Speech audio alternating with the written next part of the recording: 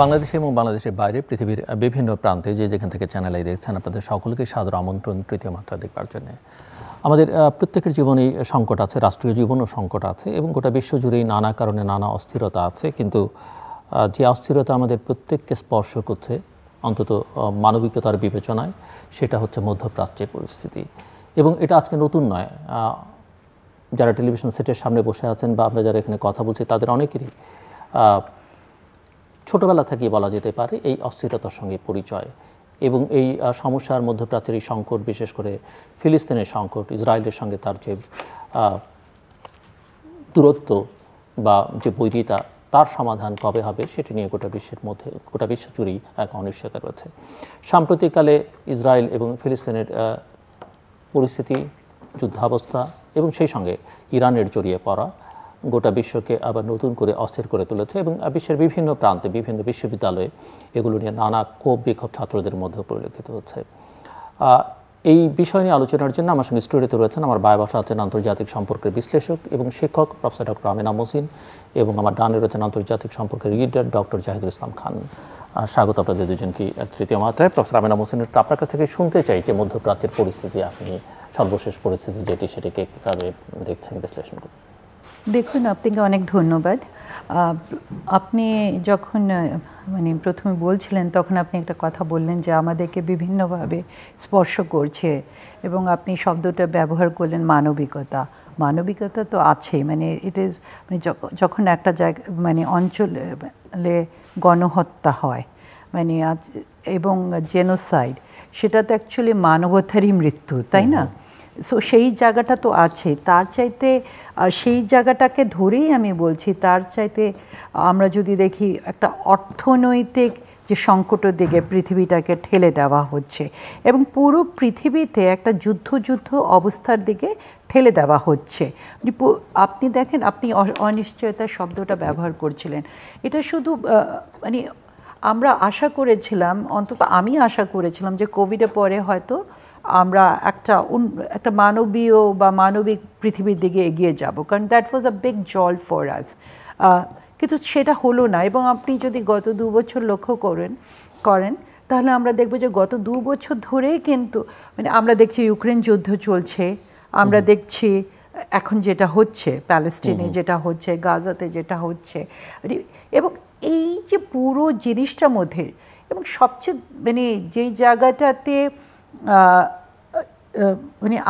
আমরা থমকে দাঁড়াচ্ছি সেটা হলো পৃথিবীর যে পরাশক্তিগুলো আছে এবং যারা ধরেন আমাদেরকে গণতন্ত্রের কথা বলছে, মানবাধিকারের কথা বলছে, সেই জায়গাটায় আমরা দেখছি ভূ রাজনীতি একটা বড় রূপ নিয়ে নিচ্ছে এবং যা তারা করছে সেই স্বার্থটাই প্রধান হয়ে আসছে।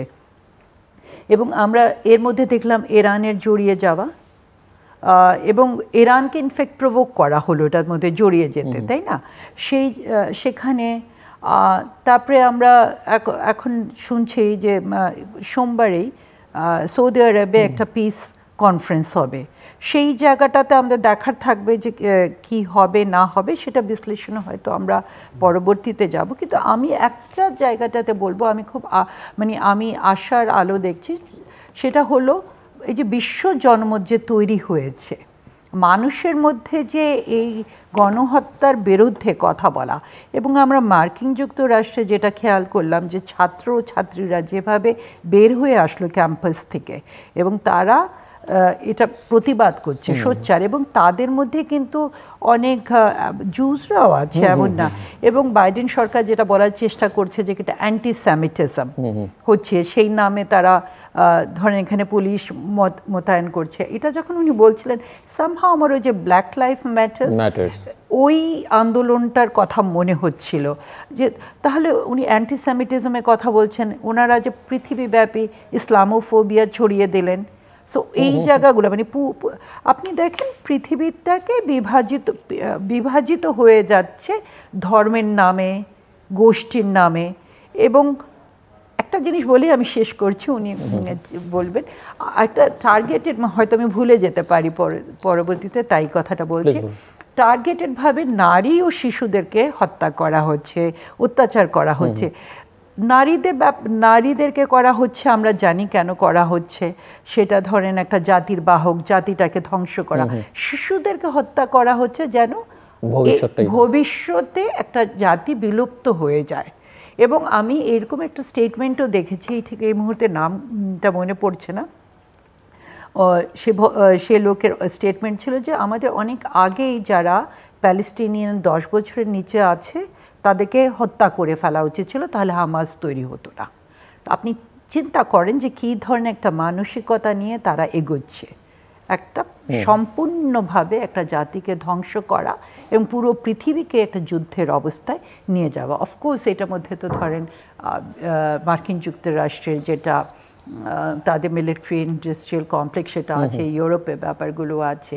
এটা নিয়ে কিন্তু ইউরোপ আর মার্কিন যুক্তরাষ্ট্রের মধ্যেও কিন্তু বিভাজন তৈরি হয়ে যাচ্ছে। সো ওই জায়গাগুলো একটু আমাদের দেখার ব্যাপার আছে। আমি আসছি আবার আপনার কাছে, ডক্টর জাহিদুল ইসলাম খান। ধন্যবাদ জিলুর ভাই।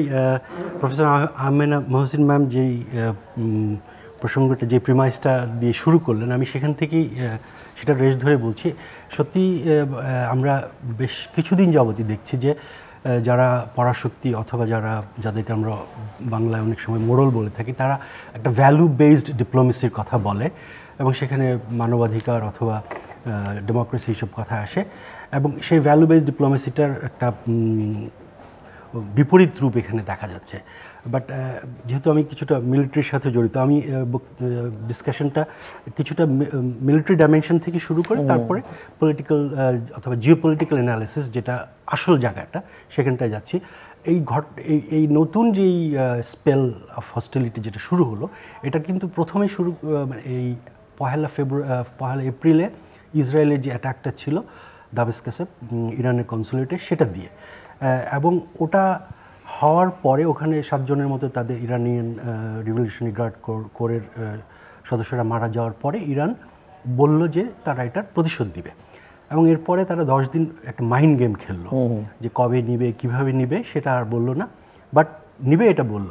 এবং এর পরবর্তীতে আমরা যেটা দেখলাম, একটা মিথ ভেঙে গেল। অ্যাকচুয়ালি মিথটা কী ছিল, যে ইরান হয়তোবা তার নিজের ভূমি থেকে ইসরায়েলকে কখনো আক্রমণ করবে না, যেটা মোটামুটি অনেকেরই ধারণা ছিল। কারণ ডেটারেন্স থিওরিটাকে যদি আমরা ধরি, কারণ ইসরায়েলের পজিশন মিডল ইস্টে এতগুলো হস্টাইল অথবা অবন্ধু টাইপের কান্ট্রির সাথে থাকা মূল প্রিমাইসটা হলো ডেটারেন্সের উপরে, যে তাকে কেউ হয়তো আক্রমণ করে, সেটা কিন্তু ভেঙে গেল। সুতরাং ওই দৃষ্টিতে এটা একটা বড় একটা পলিটিক্যাল স্টেটমেন্ট বাই ইরান। এবং সেখানে তারা যেভাবে এটা করলো, যে অলমোস্ট 170টার মতো সুইসাইড ড্রোন গেল, 30টার মতো ক্রুজ মিসাইল গেল, মিডিয়াম রেঞ্জ ব্যালিস্টিক মিসাইল গেল অ্যারাউন্ড 120টার মতো। এবং এখানেও যেগুলোর সামরিক বিশেষজ্ঞ যারা আছেন, যারা দেখেছেন যে এগুলো যে তাদের টপ রেঞ্জের যেই উইপনারি, সেটাও কিন্তু না। এবং এটা ইউজ করার আগে তারা আমেরিকাকে বলেও নিল এবং তাদেরকে যথেষ্ট সময়ও দিল।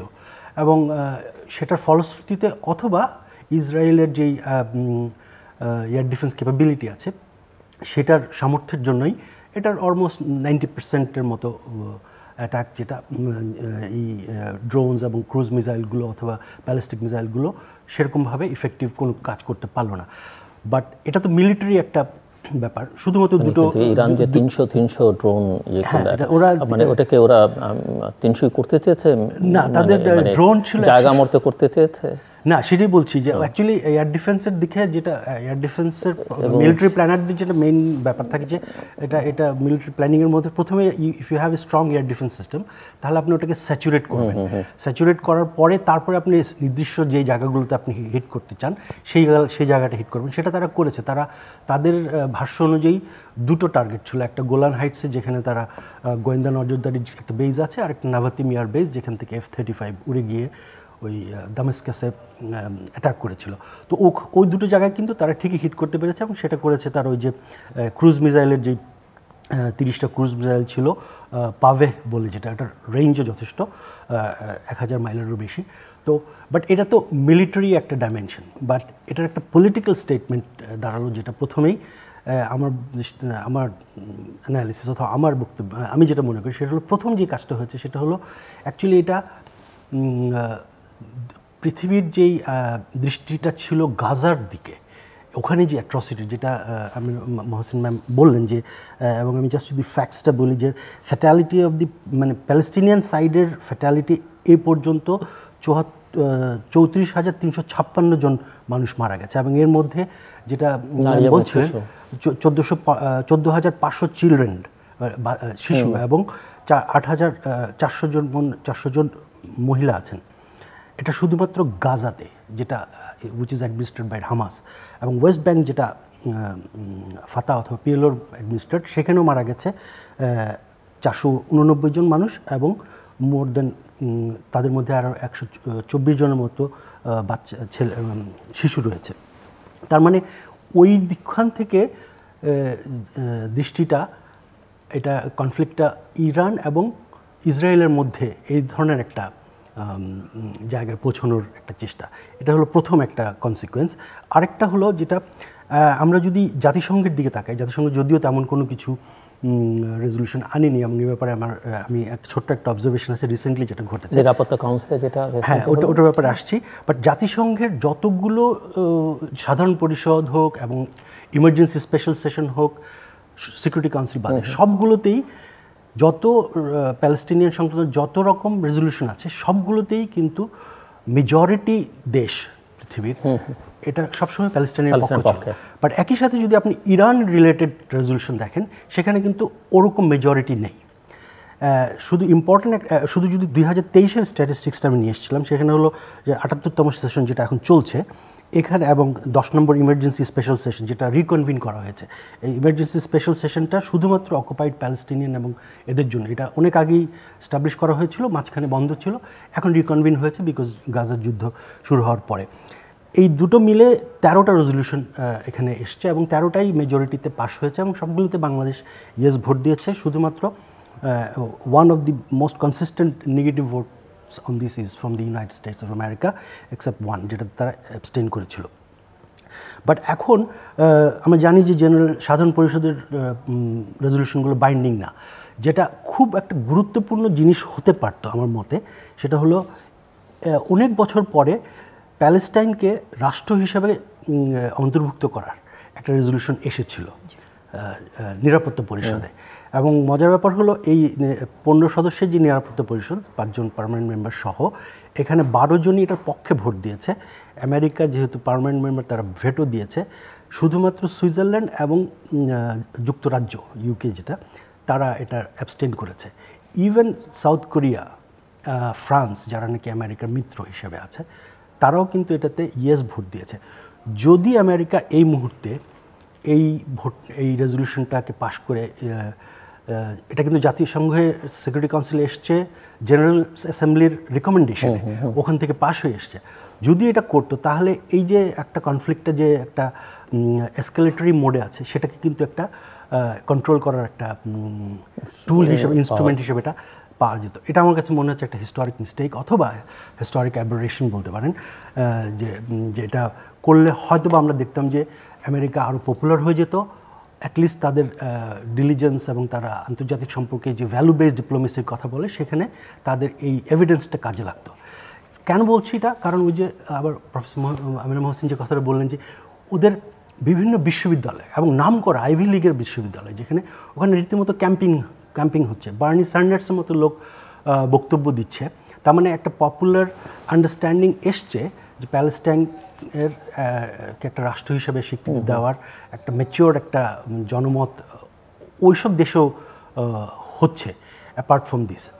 তো এসবের পরেও আমি বলবো যে আমেরিকা কিছু একটা করছে, যেটা কিছুটা অনেকের কাছে একেবারে কিছু করছে না। যেমন আমেরিকা ইসরায়েলের কখনো কখনো কিছু করছে। এই ক্ষেত্রে, এই ইসরায়েলের ক্ষেত্রে আমেরিকা যেটা করছে, যেটা কথা হচ্ছে, কথাই বলছি আর কি, হ্যাঁ, যেটা কথা হচ্ছে সেটা হলো যে আমেরিকা দুটো এভিডেন্স এখানে আমেরিকার পক্ষে কিছুটা হলো পক্ষে যায়। একটা হলো সে বলছে যে ইসরায়েলের একটা ব্যাটালিয়ন আছে, যেটা আলট্রা অর্থোডক্স জিউসদেরকে নিয়ে গঠন করা, ওদের এগেইনস্টে তারা একটা স্যাংশন দেওয়া।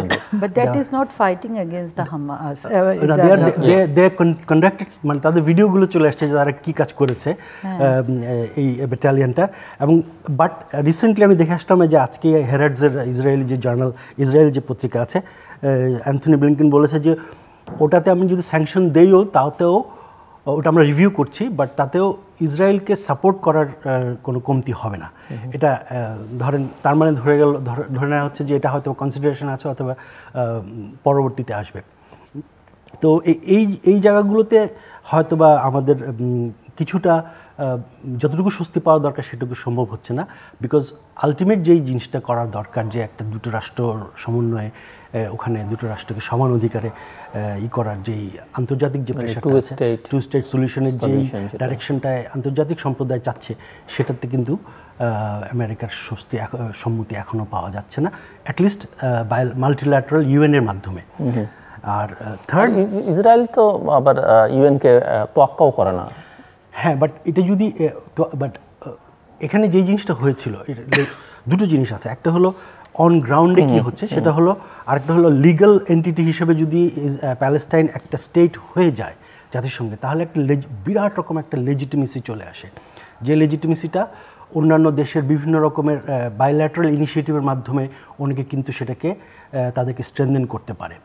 আর থার্ড যে ব্যাপারটা এই যুদ্ধটা প্রলং করার পিছনে অনেকটা কাজ হয়েছে, আমার কাছে মনে হয় যে এই যুদ্ধটা নেতানিয়াহুকে একটা নিউ লিজ অফ লাইফ বলতে পারেন দিয়েছে। কারণ অনেকেই মনে করে, ইনক্লুডিং যারা ইসরায়েলে বোদ্ধা এবং গবেষক যারা আছেন, তারা মনে করে যে এই যুদ্ধটা শেষ হওয়ার পরপরই হয়তো বা নেতানিয়াহু তার প্রধানমন্ত্রীতে থাকতে নাও পারেন। মানে তার প্রধানমন্ত্রীত্ব টিকিয়ে রাখার জন্য তার আসলে যুদ্ধটা চালিয়ে যাওয়া ছাড়া কোনো উপায় নেই, কোনো উপায় নেই, এবং এটাকে প্রলং করা ডোমেস্টিক অনেক চ্যালেঞ্জেস, হ্যাঁ ডোমেস্টিক অনেক চ্যালেঞ্জেস আসবে এবং অনেক ডিভিশন আসছে এবং অনেক ধরনের প্রোটেস্টও হয়েছে। তো সব কিছু বিবেচনা করে যে আমরা যে যতটুকু মানে বুদ্ধিমত্তা, ইন্টেলিজেন্স, প্রুডেন্স সেগুলো পাওয়ার অপেক্ষায় অথবা চিন্তা করার ছিল, সেটা হয়নি। যেটা আপনি অনেকটাই সঠিক বলেছেন যে জিও পলিটিক্সটা অ্যাকচুয়ালি আমাদের এই কমন সেন্স হওয়ার যেটা কথা, যে এত মানুষ মারা যাচ্ছে, এত শিশু, এত মহিলা, সেটার উপরে Jio politics has Triumf. Amena Mohsin, সমাধানটা মানে কীভাবে? একদিকে যুক্তরাষ্ট্র তো টু স্টেট সলিউশনের কথা বলে, কিন্তু ইসরায়েলের একগুঁয়েমের জন্য দায়ী, না যুক্তরাষ্ট্রের ভূমিকাটাও আসলে এই পরিস্থিতির জন্য এটা যে সমাধান হচ্ছে না সেটার জন্য দায়ী? ফিলিস্তিনের পজিশনও আমরা আলোচনা করতে পারি, আপনার কাছে কী মনে হয়? দেখুন, এখানে না মানে এই ধরনের মানে যেটাকে আমরা বলি একদম সাস্টেইন কনফ্লিক্ট, যেটা অনেক বছর ধরেই চলছে, মানে এটার কিন্তু আমরা কোনো কুইক সলিউশন পাবো না। এটা আমাদেরকে মাথায় রাখতে হবে, কারণ এখানে অনেকগুলো ফ্যাক্টরস না, বহু বছর হয়েছে। মানে কুইক বলতে আপনি কি বোঝাচ্ছেন? আমি মানে এমন না যে একটা কোনো নির্দিষ্ট ফর্মুলার মধ্যে এটা সলিউশন এসে যাবে, সেটা কিন্তু হবে না।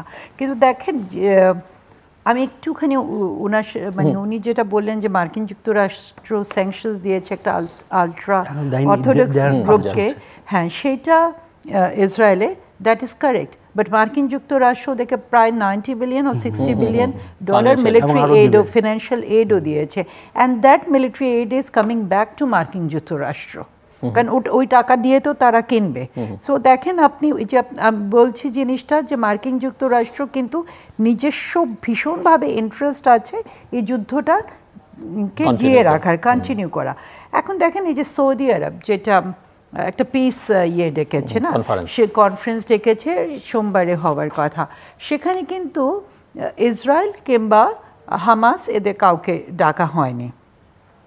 এখন আমাদের এখানে দেখার, অলরেডি কি আমরা দেখেছি হামাসও এক ধরনের ডিক্লারেশন দিয়েছে যে যদি প্যালেস্টাইনকে সেটা যেতে চায় এবং প্যালেস্টাইনকে যদি স্বীকৃতি দেওয়া হয়, তাহলে হামাস তার এই মানে এই যে তার এখনকার যে বর্তমান রূপ আছে সেটাকে তারা ত্যাগ করবে, এবং ত্যাগ করে তারা একটা পলিটিক্যাল রাজনৈতিক অর্গানাইজেশনে পরিণত করে মানে যেভাবে নিয়মতান্ত্রিক উপায়ে ডিপ্লোম্যাসি চলে সেভাবে তারা করবে। এখন সেই জায়গা মানে সেখানে ইসরায়েল সেটা বিশ্বাস করবে, আমার মনে হয় না সেটা বিশ্বাস করবে। এবং উনি খুব রাইটলি পয়েন্ট আউট করেছেন, নেতানিয়াহু তো মানে এই যুদ্ধটাকে সাস্টেইন যদি উনি কন্টিনিউ না করলে, ওনার বিরুদ্ধে করাপশন চার্জেস আছে, হি উইল বি অ্যারেস্টেড। মানে যে ধরনের ইয়েগুলো আসছে এবং ওনার যে প্রোটেস্ট, অলরেডি তো ওনাকে যে মানে ওনার বিরুদ্ধে একটা গ্রেপ্তারি পরোয়ানাও জারি হয়েছে। সে মানে এগুলো সিম্বলিক হতে পারে, বাট এটা রিফ্লেক্ট করছে কী ধরনের একটা মানে মানে ধরেন বিশ্ব জনমতগুলো কোন দিকে যাচ্ছে। তার আরও আমরা যে জিনিসটা এখানে আমি যদি একটু বলি, দেখেন ম্যাক্রনের একটা স্টেটমেন্ট, উনি বলছেন দ্যাট ইউরোপ ইজ ডাইং, এবং উনি এরকম একটা অবস্থাতে উনি মনে করছেন যে ইউরোপে মার্কিন যুক্তরাষ্ট্র থেকে সরে এসে তারা নিজেদেরই একটা ডিফেন্স তৈরি করা উচিত, তাদের নিজস্বই একটা ডিফেন্স সিস্টেম তৈরি করা উচিত। মানে তারা মার্কিন যুক্তরাষ্ট্র থেকে তাদের দূরত্বটা নিয়ে আসার চেষ্টা করছে। সো এই এবং তাদের ডিপেন্ডেন্সিগুলো কমিয়ে আনতে চাচ্ছে, বিকজ ওরা মনে করছে যে ম্যাক্রনের স্টেটমেন্টে আসছে যে ওরা এত ডিপেন্ডেন্ট, নির্ভরশীল মার্কিন যুক্তরাষ্ট্রের উপরে, অন্যান্য রাষ্ট্রগুলোর উপরে, যে তাদেরকে নিজেদের সাস্টেইনেবিলিটির জন্য এগুলো প্রয়োজন।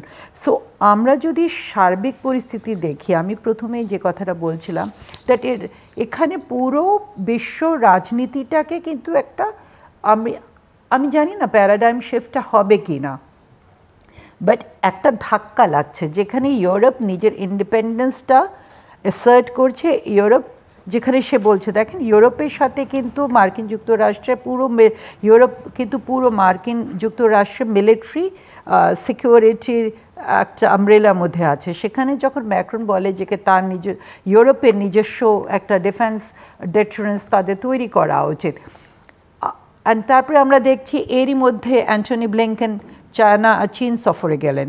China made it very clear যে তারা সহ অবস্থান চাচ্ছে, but at the same time America যেন তাদের ইন্টারনাল অ্যাফেয়ার্সে ইন্টারফেয়ার না করে। সো এখানে কিন্তু আপনি দেখেন it's not only a polar world, it's a multiplayer world. আমরা দেখছি ইউরোপ এক ধরনের ভয়েস আসছে, আমরা দেখতে পাচ্ছি চায়নার ভয়েসটা ভীষণ স্ট্রং হচ্ছে, ইন্ডিয়ারও কিন্তু ইন্ডিয়া দেখেন এখন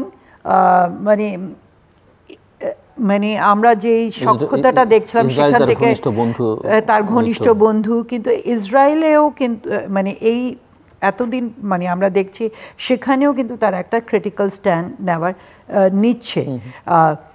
যদিও আমি মনে করি দিস ইজ নট এনাফ, একেবারেই এনাফ না, বাট এখানে আমার মনে হয় আপনি যখন সমাধানের কথা বলছেন, এই সমাধানটা মানে ইসরায়েলকে বাধ্য করা, কারণ হামাস তো বলেছে যে প্যালেস্টাইনকে স্বীকৃতি দিলে ইসরায়েলের দিক থেকে কি মানে আপনার কেন মনে হয় তার এতদিন ধরে এই যে বছরের পর বছর ধরে এটা জিয়ে রাখার মধ্যে তার সার্থকতা কি, লাভটা কি হচ্ছে, আর প্যালেস্টাইনকে স্বীকৃতি দিলেই তার সমস্যাটা কোথায় দাঁড়ায়? দেখেন ইসরায়েলের যেটা হলো তারা পুরো অঞ্চলটাকে নিজেরা নিয়ে নিতে চায়, এবং তারা যেটা বলছে যে তারা যদি এখানে গাজার ব্যাপারটাও আসে 20% তারা রেখে দেবে তাদের সিকিউরিটির জন্য। এখন মানে এই সিকিউরিটি আমার মনে হয় ইসরায়েলের যদি চেঞ্জ অফ লিডারশিপ না আসে তাহলে কিন্তু এটা কোনো সমাধান হবে না, এবং চেঞ্জ অফ লিডারশিপটা আসলেও হবে কি না দ্যাট ইজ অলসো। আপনি কি দেখেন এক্সিস্টিং লিডারশিপের মধ্যে অপোজিশনও যারা আছেন আসলে কোনো পরিবর্তন এই জায়গায় হবে বলে মনে হয়? মৌলিক পরিবর্তন আমি দেখছি না, কারণ দেখেন ইসরায়েলে এখানে এই পুরো অঞ্চলটাতে মার্কিন যুক্তরাষ্ট্র মানে ইরান, উনি যেটা বলছিলেন খুব রাইটলি পয়েন্ট আউট করেছিলেন that Iran has emerged as a deterrence. এই যে একটা ডেটারেন্ট ফ্যাক্টর হিসাবে ইরান জানান দিয়ে দিল যে তার সেই ক্ষমতা আছে, and it is a power to be reckoned with. এটা কিন্তু সৌদি আরবও বুঝতে পেরেছে। আপনি দেখেন এই পিস কনফারেন্সটা তো সৌদি আরব আগেও ডাকতে পারত, আফটার মানে এখন যখন তারা মানে যখন ওরা লক্ষ্য করলো যে ইরান থেকে এই ধরনের প্রোটেস্টটা আসছে এবং একদম সরাসরি মানে ইরানকে প্রভোক করা হয়েছে, এবং ইসরায়েল যেটা বলেছিল, এবং দেখেন সৌদি আরব কিন্তু এটাও বলছে মার্কিন যুক্তরাষ্ট্র যেন তাকে নিউক্লিয়ার দেয়, মানে অস্ত্র তৈরি করতে সাহায্য করে।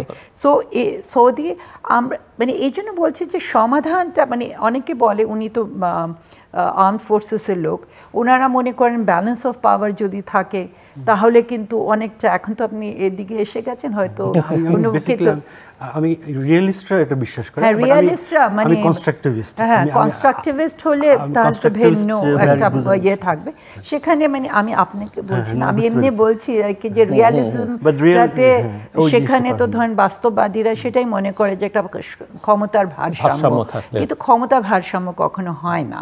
আপনি দেখেন যখনই এই ইয়ে কি বলে মার্কিন যুক্তরাষ্ট্রের যে ফরেন সেক্রেটারি উনি ছাড়ার আগেই কিন্তু রাশিয়া থেকে ওখানে যাচ্ছে, চায়নাতে যাচ্ছে, তারপরে এরা স্পেস ইয়ের কথা বলছে এখন, রাশিয়া এবং আমেরিকা স্পেসেরও কথা বলছে যে সেখানেও তারা মোতায়েন করবে if I am not mistaken missile, এই সমস্ত সিস্টেম।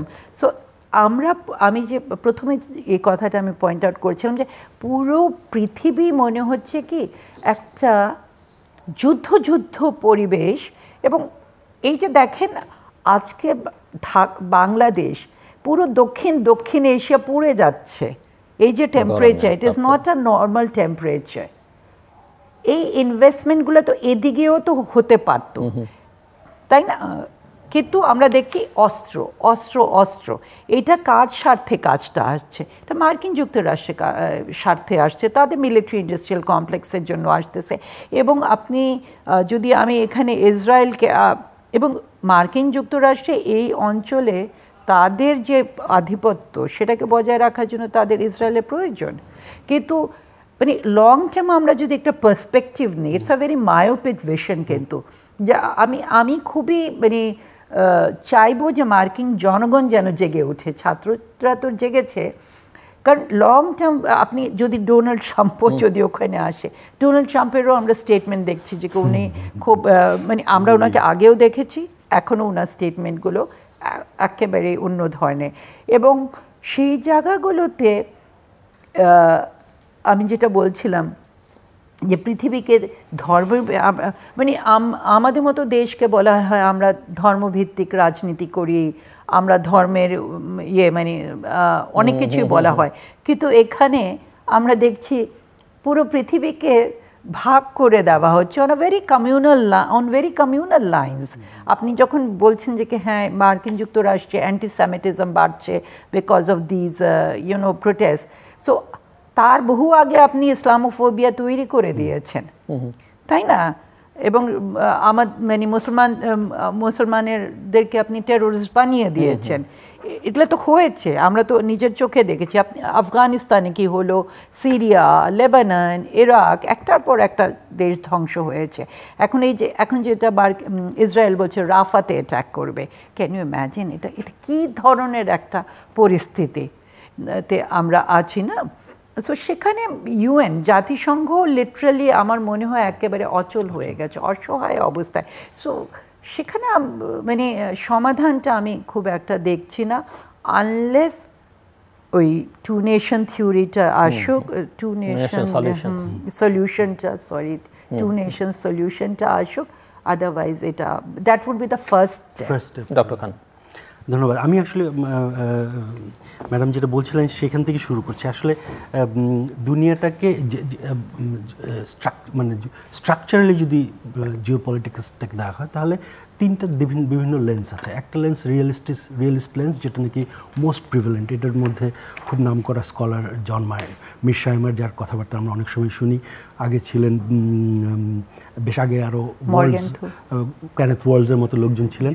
লিবারেলিজম আরেকটা লেন্স, যে লেন্সটা দিয়ে যেখানে ইকোনমিক ইন্টারডিপেন্ডেন্সের কথা বলা হয়, এবং বাট এটার মধ্যেও কিছু প্রবলেম আছে যেটা আমরা পরবর্তীতে দেখছি। নিউ লিবারাল যেহেতু ইকোনমিক ইন্টারডিপেন্ডেন্সটা অনেকটা এমনভাবে মিরর করছে যেটা প্রবলেমটাকে সলভ না করে রাদার কমপ্লিকেটেড করেছে। থার্ড একটা স্ট্রিম আছে যেটা কনস্ট্রাকটিভিজম বলে। আমি ব্যক্তিগতভাবে কনস্ট্রাকটিভিজমে বিশ্বাসী, কারণ কনস্ট্রাকটিভিজমটা এইভাবে ডিফাইন করা যেতে পারে খুব সহজভাবে যে আমরা আমাদের রিয়ালিটিটাকে ক্রিয়েট করি, কনস্ট্রাক্ট করি, যে আমরা আমাদের পৃথিবীটা কীরকম, আমাদের মধ্যে শত্রু হব না বন্ধু হব। এবং ওটা একটা ব্যারি বুজান অথবা এরকম আরও কতজন স্কলার আছে যারা এটার উপরে বিশ্বাস এই থিওরিটাকে আর একটু এগিয়ে নিয়েছেন। এবং সে যেমন রিয়েলিস্টরা মনে করে যে সিকিউরিটি ডায়লামা মানে দেশ এবং দুটো দেশের মধ্যে সিকিউরিটি ডায়লামা থাকবেই, বাট কনস্ট্রাকটিভিজম মনে করে security dilemma is what states make of it, আমি যেটা চিন্তা করি, যেভাবে এটাকে এক্সকালেট করি, যেটাকে যেভাবে এটাকে আস্তে আস্তে বাড়াই আর্মস কম্পিটিশনের মাধ্যমে, that is what is security alarm. সুতরাং এটা ইনহারেন্ট না। তো ওই পয়েন্টটা থেকে আসছি যে আসলে মুখ্য প্রশ্নটা এখানে এরকম যে এটার সলিউশনটা কতটুকু, তার চেয়ে বেশি যে এখনকার কনফ্লিক্টটা এসকালেট করবে কিনা, এবং এসকালেট করলে তো এটা আর সলভের দিকে যাচ্ছে না। সেখানে দুই তিনটে খুব ভালো ইন্ডিকেটর আছে। যদি আপনি এসকালেটরি ডায়নামিক্সের যে লিটারেচার আছে, যে ওয়ার অথবা যুদ্ধের এসকালেটরি ডায়নামিক্সের লিটারেচারে বলে যে আপনি তিনটা জিনিসের এসকালেশনটা ঘটে তিনটা কারণ, তিনটা মেকানিজমের উপর। একটা হলো আপনি একটা ডেলিবারেট অ্যাক্ট হতে পারে, একটা আনইনটেন্ডেড অ্যাক্ট হতে পারে, একটা একেবারে অ্যাক্সিডেন্টাল অ্যাক্ট হতে পারে। তো আমরা এই ঘটনায় জানি যে এখানে দুটো ঘটনাই কিন্তু ডেলিবারেট। সো তো প্রথম জিনিসটা খুব স্ট্রং যে এটা ডেলিবারেটলি সে এসকালেট করতে গিয়েছে, মানে এটা আপনি ধরে নিতে পারেন একটা নেগেটিভ পয়েন্ট অফ এসকালেশন ডায়নামিক্সের ক্ষেত্রে। বাট পরবর্তী যে পয়েন্টগুলো আসছে যে এসকালেশনটা তার সে কীভাবে করছে, দেখেন যদি টার্গেট সিলেকশনের কথা চিন্তা করেন, ইরান টার্গেট সিলেকশন করেছে শুধুমাত্র সেই দুটো জায়গার যেখান থেকে তাদের এগেনস্টে অ্যাটাক হয়েছে। তার মানে তার উদ্দেশ্যটা, এবং সে জানান দিয়েছে, তার মানে সে এটাকে কিছুটা কন্ট্রোলড এবং মেজার্ড ওয়েতে রেসপন্স করেছে। তার এগেনস্টে ইসরায়েল যেটা করেছে সেটাও কিন্তু একটা মিসাইল, একটা অথবা দুটো মিসাইল, যদি ইরান স্বীকার করেনি যেটা মিসাইল ছিল কিনা, একটা ব্লু স্প্যারো মিসাইল ইসরায়েলের, সেটা তারা অ্যাটাক করেছে ইস্পাহানের একটা সামরিক ঘাঁটির কাছে। সেটাও খুব টিমিড ছিল, মানে এসকালেটরি ডায়নামিক্সের দিক থেকে এটা লোয়ার ট্রেন্ডের দিকে, ইট ওয়াজ নট আপ ট্রেন্ড। মানে এটা এমন না যে সে, ইসরায়েলের কিন্তু হিউজ ক্ষমতা আছে, এবং নিউ ইয়র্ক টাইমসে যদি আপনি লেটেস্ট রিপোর্টটা দেখেন, ওখানে বলেছে যে তাদের ইনিশিয়াল প্ল্যান ছিল অনেক বড় একটা কিছু। থার্ড একটা পয়েন্ট হলো আমেরিকান বক্তব্যটা ছিল যে তারা এইটার অফেন্সিভ কোনো অ্যাকশনে জড়িত ছিল না। That was a clear statement by the Anthony Blinken that America was not involved in any offensive actions by the Israelis. তার মানে কুল হেড কোনোভাবে না কোনোভাবে বোঝা যাচ্ছে যে কুল হেড হ্যাজ প্রিভেইলড, যে আপনি এসকালেটরি ডায়নামিক্সের ল্যাডারে আপনি উপরের দিকে না যেয়ে আপনি নিচের দিকে আসছেন। বাট এটা তো ভালো জিনিস, বাট এটার মধ্যে একটা তাত্ত্বিকভাবে একটা প্রবলেম আছে। প্রবলেমটা কোথায়? যদি আপনি ডেটারেন্স থিওরির আঙ্গিকে এটাকে বিশ্লেষণ করেন, যে ডেটার করার চেষ্টা করছে এই ক্ষেত্রে ইসরায়েল, সে উপরে থাকার জন্য সবসময় এসকালেটরি ডায়নামিক্সটা উপরের দিকে নিবে। তার মানে এই ক্ষেত্রে ইসরায়েল নেয়নি, তার মানে এই না যে এটা সে ভবিষ্যতে নিতে চাবে না। কারণ যখনই সে এটা নিচের দিকে যাবে, কারণ ডেটারেন্স তখনই কার্যকর যখন আপনার উইল এবং ক্যাপাসিটি দুটোই আপনি ডেমনস্ট্রেট করছেন, যে তুমি আমাকে মারলে আমি তোমাকে মারবই, সেটার উইলও আছে, ক্যাপাসিটিও আছে। ইরান এটা করিয়ে দেখিয়েছে, যেটা সবার জন্য খুব অবাক করার ব্যাপার ছিল। ইসরায়েলের যেটা আছে এবং সে যে করে, এটা আমরা সবাই জানি। বাট এক্ষেত্রে ইসরায়েল কী করলো? একটু নিচুর দিকে করলো। It is going to dent their deterrence theory. That is going to give them some insecure environment. এখন এই ইনসিকিউর এনভায়রনমেন্টটা সে কি ট্রেড অফ করবে পিসের জন্য, নাকি আবারও এসকালেট করবে? এটা হলো একটা বড় দেখবার বিষয়, পাজল ফর দি জিওপলিটিক অ্যানালিস্ট। এবং এটা দেখার জন্য আপনার সে ধরনের কিছু ইন্ডিকেটরের দিকে খেয়াল রাখতে হবে, সে কি করছে। এই জন্য আমি আবারও বলছিলাম যে যদি আমেরিকা জাতিসংঘ সাধারণ পরিষদে প্যালেস্টাইনকে রাষ্ট্র বলে স্বীকার করার এটা করতো, তাহলে এই স্টিমটা আউট হয়ে যেত। তাহলে এই যে রিটালিটরি অথবা ইসরায়েল অথবা আরব বিশ্ব একত্রিত হয়ে অথবা ইরানের পক্ষে এটাকে একত্রিত করে কোনো একটা রিটাকশন কর, এই কারণটা অনেকটা রিমুভ হয়ে যেত। তো এখন আর আমেরিকান ইলেকশনের আগে আমেরিকান পলিসিতে কোনো পরিবর্তনের সম্ভাবনা? আমেরিকান পলিসি তো বরাবরই খুব স্ট্রংলি প্রো ইসরায়েল। এখন হয়তোবা তাদের ডোমেস্টিক কারণে তারা কিছুটা এই মনে করছে, এবং যেটা নাকি ডিক্লেয়ার করছে, অনেক হিসেব নিকেশ আছে, ভোটের হিসেব নিকেশ আছে। বাট আমার মনে হয় না ওটার সাথে ওরা খুব বেশি যে সরে আসতে পারবে ইসরায়েলের কাছ থেকে, আনলেস যেটা ম্যাডাম বললেন যে ভিতর থেকে উইদিন দেমসেলস। বিকজ আমেরিকান পলিসির একটা, আমেরিকান ডেমোক্রেসি বলেন অথবা ফরেন পলিসির একটা বড় দিক হলো ওরা ভিয়েতনামের ক্ষেত্রে যেটা হয়েছে, আলটিমেটলি তারা কিন্তু ওখানে উইথড্র করেছে। এবং অ্যাকচুয়ালি আমি দেখছিলাম অনেকের কোনো স্টুডেন্ট, এবং ম্যাক্সিমাম স্টুডেন্টই পলিটিক্স এবং ইন্টারন্যাশনাল রিলেশনসের স্টুডেন্ট, বলছি যে this is our Vietnam movement. মানে তাদের জন্য এটা ভিয়েতনামের মোমেন্ট, তারা ক্যাম্প করে থাকতেছে, ওখানে বলতেছে, এখানে বক্তব্য দিচ্ছে। তার মানে এটা যদি একটা উইদিন দি সিস্টেম একটা চেঞ্জ আসে তাহলে সেটা হতে পারে। আদারওয়াইজ আমার মনে হয় না যে আমেরিকাকে জোর করে কেউ চেঞ্জ করাবে অথবা করানো সম্ভব হবে, সেটা সম্ভব না। এখানে আরেকটা জিনিস ইম্পর্টেন্ট যেটা ম্যাডাম অলরেডি টাচ করেছেন, সেটা হলো যে আসলে কি আমরা এমন একটা স্ট্রাকচারের দিকে যাচ্ছি যেটা এই ওয়ার্ল্ড সিস্টেমটাকে, স্ট্রাকচারাল যে পলিটিক্যাল সিস্টেমটাকে এটাকে চেঞ্জ করছে। অনেকটা ইন্ডিকেশন সেরকমই দেখা যাচ্ছে। সৌদি আরব ছাড়াও, সৌদি আরব তো পিস কনফারেন্স ডেকেছে, আমি কিছুক্ষণ আগে দেখে আসলাম একটা পত্রিকায় ইসরায়েল থেকে বের হয় যে চায়না হামাস এবং ফাতাহকে ডেকেছে একসাথে কনফারেন্স করার জন্য। এটা ফার্স্ট টাইম হবে হামাসের জন্য চায়নাতে যে মিটিং করা চাইনিজ প্রিমিয়ারের সাথে। একই সাথে আপনি দেখেন ইরানের প্রেসিডেন্ট কিন্তু শ্রীলঙ্কা এবং পাকিস্তান ভিজিট করছে। তার মানে তারাও একটা রিজিওনাল কোঅপারেশন, ইন্টারডিপেন্ডেন্স অথবা ইকোনমিক্স বলেন, হয়তো ততটা মিলিটারি না, বাট সেটাই তারা চাচ্ছে।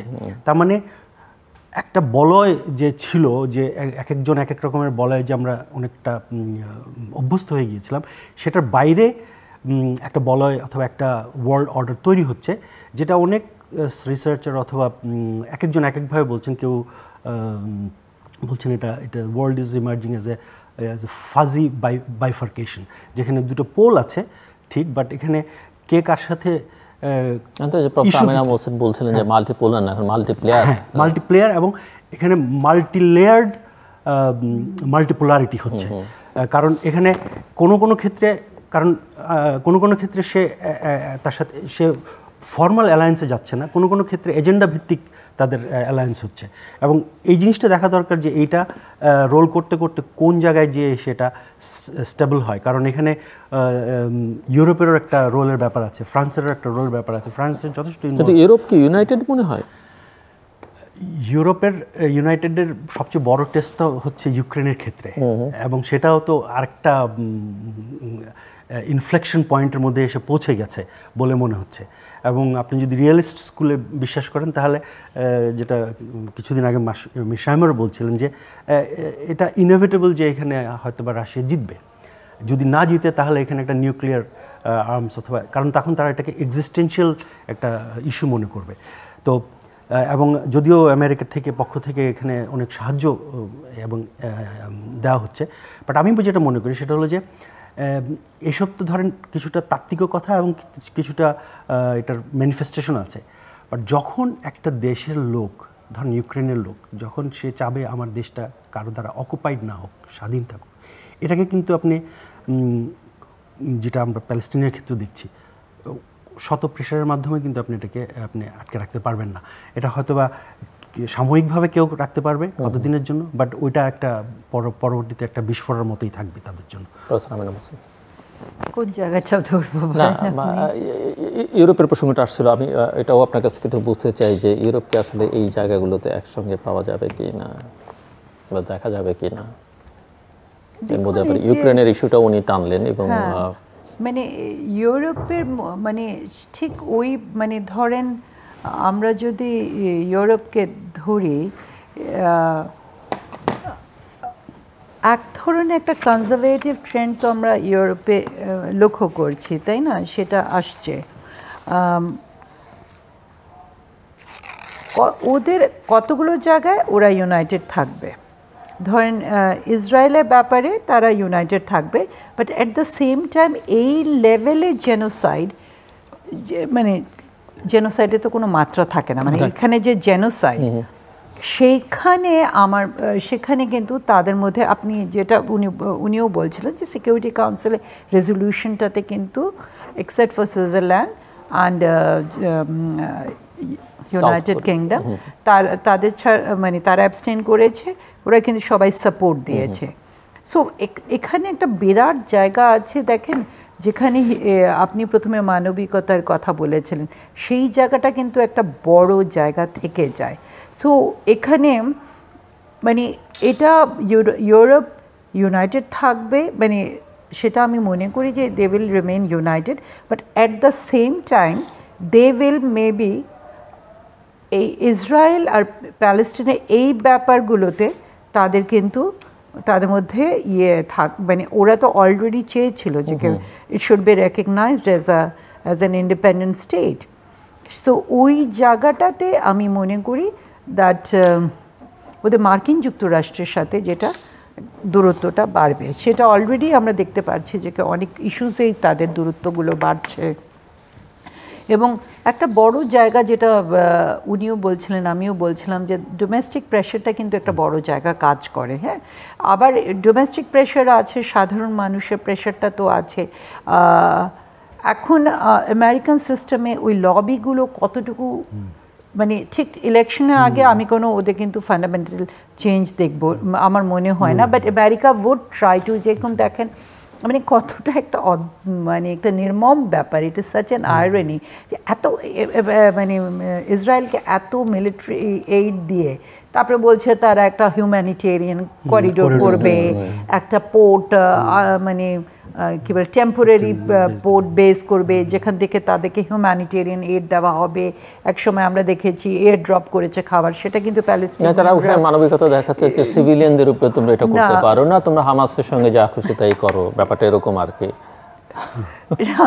সেটা না, ব্যাপারটা সেরকম কিন্তু থাকছে না আর কি, মানে সেরকম থাকাটাও ডিফিকাল্ট। কারণ আমরা দেখেছি প্যালেস্টিনিয়ানসরা, most of the Palestinians they refuse to have that food, যে তোমরা এয়ার ড্রপ করছো, মানে এটা একটু ভিক্ষুক না মানে আমি সেই জায়গাটাতে বলছি যে এখানে আমেরিকান ইমেজটা কোথায় যে দাঁড়াচ্ছে সেটা একটা বড় ব্যাপার থাকছে।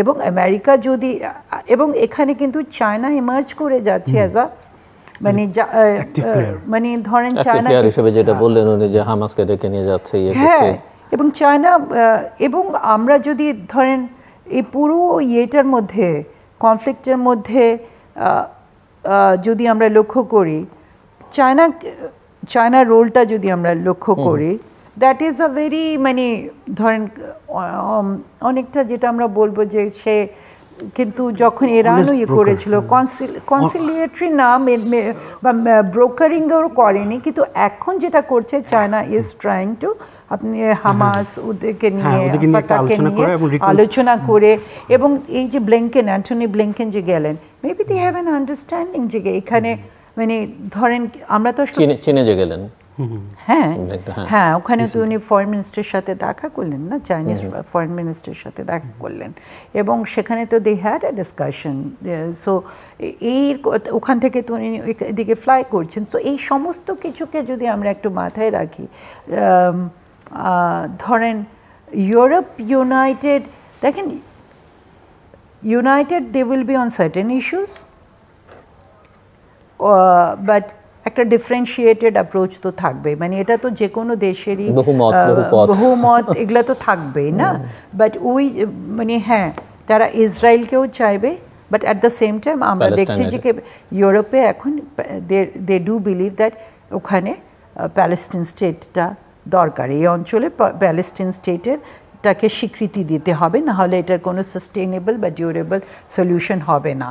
এবং এই জিনিসটা বেশ কিছু দেশ স্বীকৃতি অলরেডি দিয়েছে না, সেটা তো দিয়েছে, বাট আমি বলার চেষ্টা করছি যে উনি মানে ইউএনের একটা ফুল মেম্বারশিপ তার প্রয়োজন, সেই জায়গাটাতে এখানে আসতে হবে। মানে এটা আমি জানি না, it's very myopic of the American policy makers I must say, যে তারা বুঝতেই মানে এটা যে তাদেরকে কোথায় নিয়ে দাঁড় করাচ্ছে, বাট মায়োপিকও আবার অনেকে এটাও বলবে যে না এটা মায়োপিক না, বিকজ তারা তো তাদের অর্থনীতিটাই ডিপেন্ড করে মিলিটারি ইন্ডাস্ট্রিয়াল কমপ্লেক্সের উপরে, তারা একটা হেজোমেনিক পাওয়ার, বাট সেই হেজোমেনিক পাওয়ারটাকে যে চ্যালেঞ্জ করার জন্য অলরেডি চায়না এসে গেছে।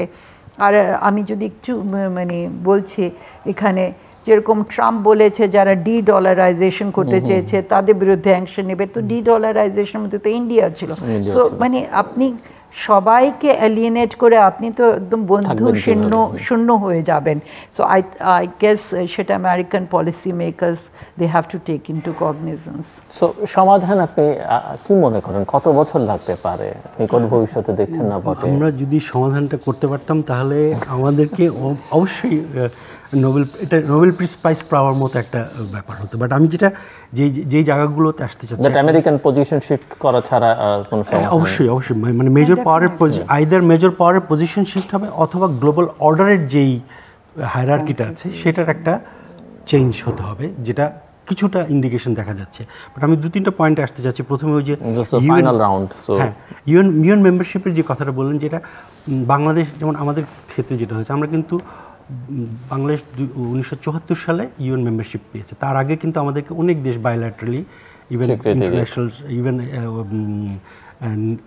নন-ল্যান্ড মুভমেন্ট থেকে শুরু করে অন্যান্য ইন্টারন্যাশনাল অর্গানাইজেশন অনেক স্বীকৃতি দিয়েছে। সুতরাং ইউএনের রিকগনিশন, একটা মেম্বারশিপ স্বীকৃতি দিয়েছে আমাদের 72 সালে, রাইট। সুতরাং বাট ইউএনের রিকগনিশনটা পাওয়া একটা বড় একটা লেজিটিমেসি, যে it is a committee of nation in which you are a member, এবং ওখানে যে সে ভয়েস রেজ করতে পারছে। এটা হলো 1 নম্বর। আরেকটা ফ্যাক্ট দিচ্ছি, সেটা হলো যে বাংলাদেশের সাথে ইরানের সম্পর্কের হিস্টোরিক্যাল কনটেক্সট যদি দেখেন, বাংলাদেশ দুবার সিকিউরিটি কাউন্সিলের মেম্বার ছিল, 1979 to 80 একবার, এবং 2000 থেকে 2001 সালে। যখন 79-এ বাংলাদেশ সিকিউরিটি কাউন্সিলের মেম্বার ছিল, নন পার্মানেন্ট মেম্বার, তখন ইরানের হস্টেজ ক্রাইসিসটা হয়, এবং সেই হস্টেজ ক্রাইসিসের ইউএসের আনা একটা রেজলিউশন ছিল। একমাত্র একটা রেজলিউশনে বাংলাদেশ অ্যাবস্টেইন করেছিল রাশিয়ার সাথে, যদিও রেজলিউশনটা পাস হয়েছে। সেই রেজলিউশনটা কী ছিল, যে ইউএন আর্টিকেল 39 এবং 41 ইনভোক করে একটা স্যাংশন আনার জন্য বলেছিল ইরানের ক্ষেত্রে, বাট বাংলাদেশের তো অ্যাবস্টেইন ছিল। সুতরাং বাংলাদেশের একটা পজিটিভ আউটলুক হিস্টোরিক্যালি ইরানের প্রতি ছিল, আপনি যদি প্রথম দিকের ভোটিং এভিডেন্সগুলো দেখেন। পরবর্তীতে এটা বিভিন্ন সময় চেঞ্জ হয়েছে। বাট আমি যেই জায়গাটায় শেষের দিকে আসতে, মানে মূল জায়গা যেখানে আসতে চাচ্ছি, যেটা কিছুদিন আগে মারা গেছেন ভদ্রলোক হেনরি কিসিঞ্জার, উনি 1967-এ ইন্ডিয়া মিডল ইস্ট ওয়ারের পরে একটা কথা বলেছিলেন, খুব এটা অনেকেই ইন্টারন্যাশনাল রিলেশনস যারা পড়েন অনেকেই জানেন, যে in the Middle East no war is possible without Egypt and no peace is possible without Syria. তা এখন ধরেন অলমোস্ট 50-60 বছরের পরে অ্যাক্টর চেঞ্জ হয়েছে। হয়তোবা সিরিয়া এখন পিসের জন্য ইম্পর্টেন্ট না, ইজিপ্টও ওয়ারের জন্য ইম্পর্টেন্ট না, বাট ইরান ইম্পর্টেন্ট হয়েছে। এখন whether Iran as an actor chooses to be a player for peace or war, or if she is pushed to be a player for war, that is going to be the dynamic, because at the end of the day আপনার regional ডায়নামিক্সটা, একটা world order অথবা world স্ট্রাকচারটা যখন কিছুটা বাইফার্কেটেড হয় অথবা কিছুটা diluted হয়, মাল্টিপোলার হয়, তখন রিজিওনাল হেজেমন সিস্টেমেটিক্যালি তৈরি হয়।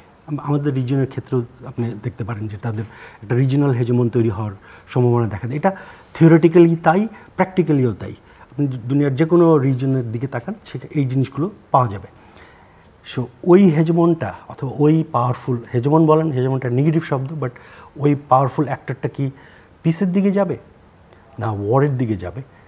That is probably the answer to your question, that where this conflict ultimately leads. ধন্যবাদ। উনি যে কথাটা বললেন, বাট আমরা যদি ইরানের মানে এ পর্যন্ত আচরণগুলো দেখি, এবং সেখানে আমরা দেখছি yes it is emerging as a powerful regional actor. আমি হেজেমন শব্দটা ব্যবহার করছি না ইরানের জন্য। সেখানে সোফার ইরান কিন্তু পিসের দিকে গেছে। এটা মানে খুব রিস্ট্রেইনড বিহেভিয়ার গেছে ইরানের। আমরা দেখতে পেয়ে এতগুলো উস্কানি পরেও ইরানের কিন্তু এই সময়টায় আমরা দেখেছি রিস্ট্রেইনড বিহেভিয়ার গেছে, এবং সে আমেরিকাকে জানিয়ে গেছে। দ্যাট ইজ ভেরি ইম্পর্ট্যান্ট, যে আমেরিকাকে সে জানিয়ে গেছে।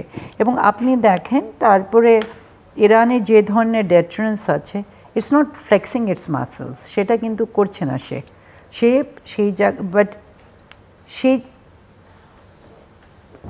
মানে এইখানে আমার মনে হয় মানে এই ঘটনাটাকে আমি যদি একটা ইন্টিগ্রেটর হিসেবে দেখি এবং অতীতকেও যদি ধরি, ইরানের এ পর্যন্ত যে পলিসিগুলো, সেখানে কিন্তু ইরানের আমরা কোনো যেটা একটা হেজেমনিক অ্যাসপাইরেশন নিয়ে একটা রিজনাল হেজেমন রাইজ করে, সেটা কিন্তু আমরা দেখিনি ইরানে, অ্যাটলিস্ট আমার অ্যানালিসিসে সেটা দেখিনি। হয়তো আপনি এটা ভিন্ন হতে পারে, বাট আমার কাছে মনে হয়েছে যে কি yes it has given a challenge to the Saudi Arabia, that is there, but with all the limitations and এতগুলো স্যাংশনস নিয়ে ইরান যেভাবে নিজেকে স্টিয়ার করেছে, এবং ইরান এখন যে রিজনাল ডায়নামিক্সগুলো করছে, যে রিজনাল ইয়েগুলো ধরেন পাকিস্তানের সাথে তার যে সম্পর্কটা, আবার হচ্ছে Iran has very good relations with India also. আমরা যদি এগুলো সমস্ত কিছুকে দেখি, তাহলে আমার মনে হয় Iran can play a pacifying role, আমার কাছে মনে হয়। এবং আমি অ্যাকচুয়ালি হেজমন শব্দটা আমি রিয়েলিস্ট না, সেজন্য আমি হেজমনটাকে খুব বেশি বিশ্বাস করি না। বাট আপনি যেটা বলেছেন সেটা সঠিক। এরকম যে ইরানের ক্যালিব্রেটেড অ্যাকশন ছিল, ঠান্ডা মাথার অ্যাকশন ছিল। ইভেন যদি এটার আরও খুব ক্লোজ এবং খুব রিসেন্ট এভিডেন্স হলো যখন সে পাকিস্তানি যে ইসরায়েলি প্রেসিডেন্ট স্টেটমেন্ট দিচ্ছেন, তখন কিন্তু উনি গাজার কথা বলেছেন। পাকিস্তানি প্রেসিডেন্ট কাশ্মীরের কথা বলেছেন, উনি কিন্তু কাশ্মীরের কথা উঠান নাই উনার লেকচারের, উনার বক্তব্যে। এবং because they were trying to maintain a good relation with India, this is what was. তার মানে তার ক্যালিব্রেশনটা ঠিকই আছে, রিকনসিলেটরি অথবা ব্যালেন্সিং সেটা ঠিকই আছে। যেটা প্রবলেমেটিক সেটা হলো যে ওই যে প্রক্সি যেগুলো, অথবা যদি ইরানের দিকে প্রক্সি বলে না, ওদের অ্যালাই বলে, তাদের যে অ্যাকশনসগুলো সেগুলো যখন ইরানকে অ্যাট্রিবিউটেড হচ্ছে রিজনাল কনটেক্সটে, মিডল ইস্টের কনটেক্সটে, সেই জায়গাগুলোতে কতটুকু বেনেভোলেন্ট থাকবে ইরান অথবা থাকতে পারবে, সেটা হয়তো ডিটারমাইন করবে to trigger of further new escalation. But that would also depend যে ইউএসএ পলিসির উপরে। সবকিছুর মধ্যে ইউএসএর একটা বড় রোল আছে।